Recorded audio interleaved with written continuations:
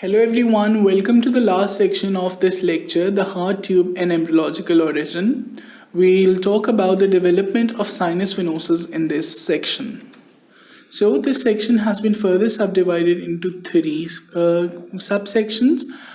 These would include the direction of flow of blood through the sinus venosus and how it changes with development. We'll talk about left and right sinus horns, their roles and their origins, and what structures do they give rise to in the adult heart. And we'll see what happens to the left and right venous valves. So now, blood flow through the sinus venosus.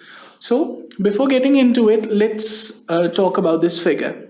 This is the sinus venosus on 24th day of development. This is the dorsal view. So, this is the sinus venosus. This central structure is the sinus venosus.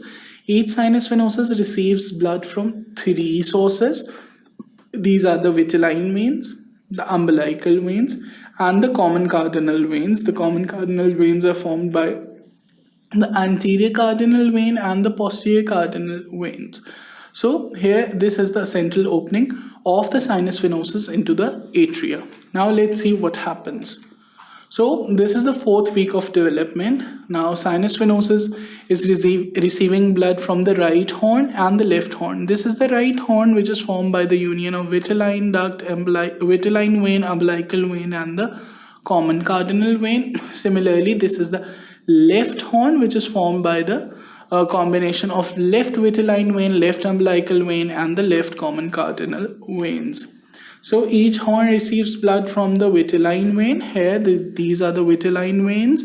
Now the umbilical veins, and finally we have the posterior cardinal and the anterior cardinal veins, which join to form the common cardinal vein.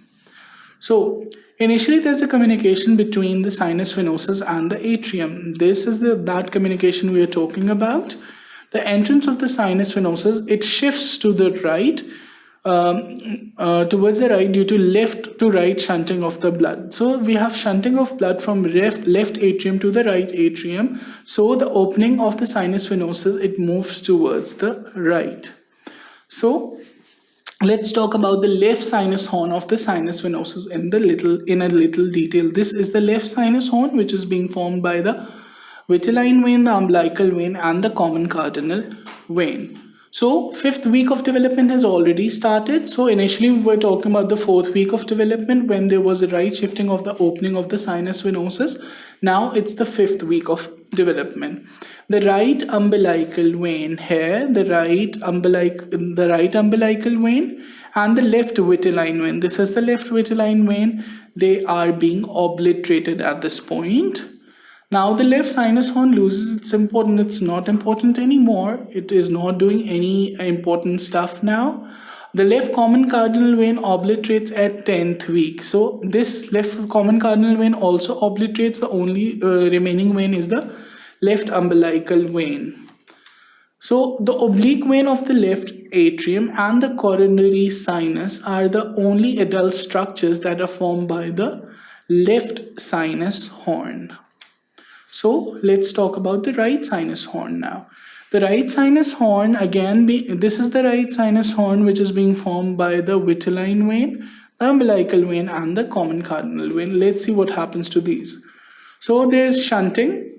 So the right sinus horn enlarges. There's shunting of blood from the left to the right side of the heart, as a result of which the right sinus horn, this structure, it enlarges.